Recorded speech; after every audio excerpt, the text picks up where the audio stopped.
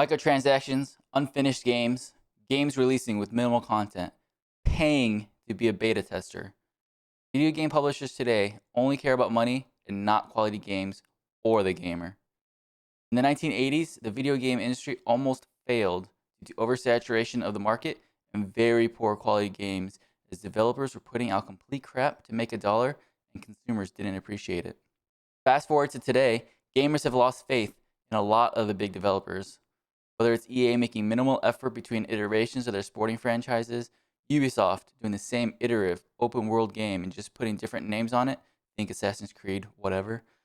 Some really shitty PC ports recently with horrible performance and crashing, or Activision with Call of Duty, which always sells well but has microtransactions galore. Gamers don't have faith in the industry. Games like Call of Duty ask you to pay full price for a game, then more for the skins, and also want you to buy their battle pass so you can get more cosmetic skins, and then the feeling of FOMO as you try to complete the battle pass before the season ends. I'm not saying that these games are not fun to play or good games in general, but if you look at the mentality of these studios and games that have recently released, the goal is no longer to make money on a product they can be proud of, but just to make money and then more money. The gaming industry is huge. There's plenty of money to be made. I just wish they did it while giving us, the gamers, a great experience. Very few developers these days seem to actually care about the gamer.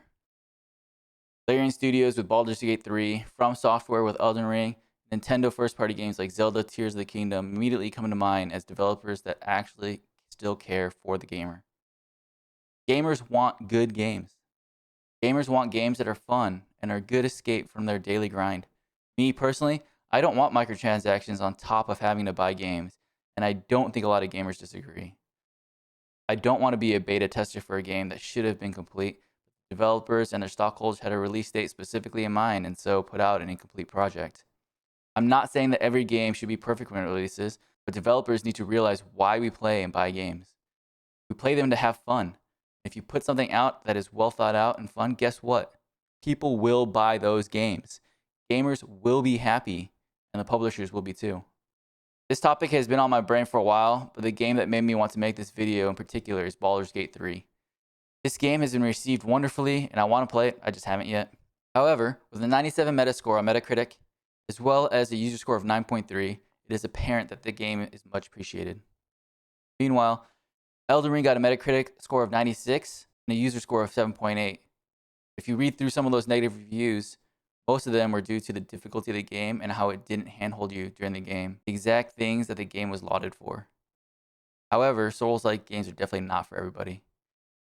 Even so, Elden Ring was the number 2 best-selling game of 2022, following Call of Duty Modern Warfare 2, showing that a high-quality game without microtransactions can and will sell lots of copies, keeping gamers happy because they got good value out of their purchase, and developers happy because they sold a lot of copies of their games. In 2023, the highest selling games so far this year are Hogwarts Legacy and Legends of Zelda Tears of the Kingdom. Both of these games are indeed very fun and are not riddled with microtransactions.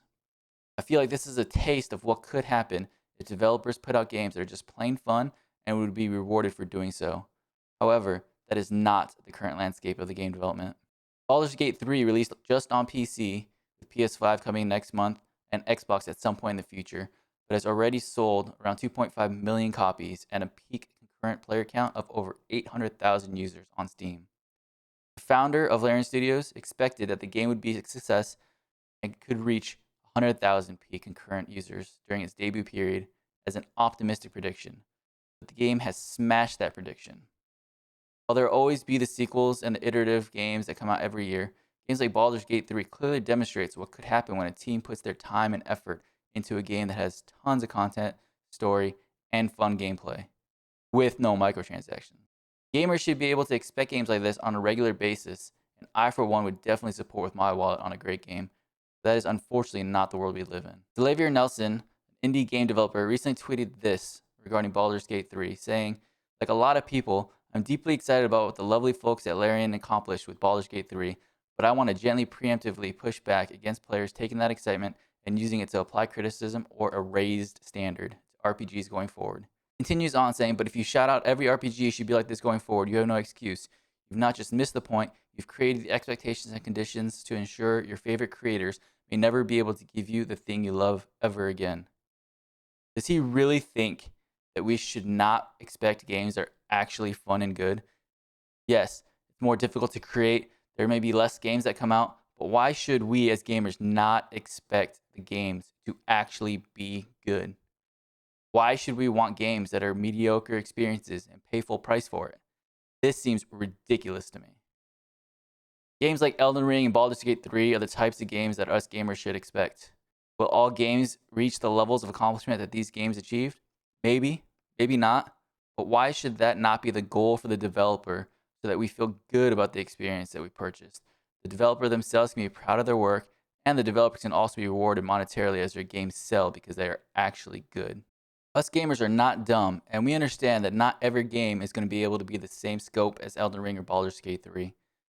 But gamers want quality over quantity. They want to know that the scarce free time that they had was spent well with a game that is actually worth their time and money. Developers don't like this because it shows what is possible with game development. It exposes their games for being lazy, greedy, and just plain shitty. If gamers started to expect actual quality games, developers will have to spend more time and work to put out an actual quality product versus something that is good enough, is able to bring in tons of money. Gamers today buy games that are not as good as they can be because that is what we have available to us. However, we should be able to expect amazing experiences from games. Developers should want to provide the best experience possible. If this happens, gamers get to profit off their quality experience, and the developers will profit monetarily. However, as it stands right now, most developers don't care about you or the experience they're putting in front of you at all.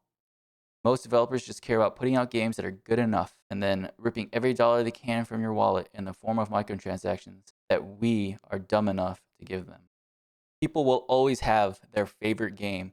There's always going to be those outliers of games that are just amazing. But these games should serve to elevate the quality of other games that are released. Imagine for a second a world where you have tons of fun games to actually play, and then you get a Baldur's Gate 3 that is just amazing compared to the rest of them. Why should we, as consumers, not get that? It makes no sense.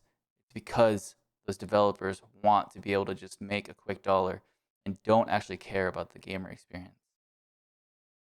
These are just some of my thoughts on the landscape of gaming today and what I wished it could be.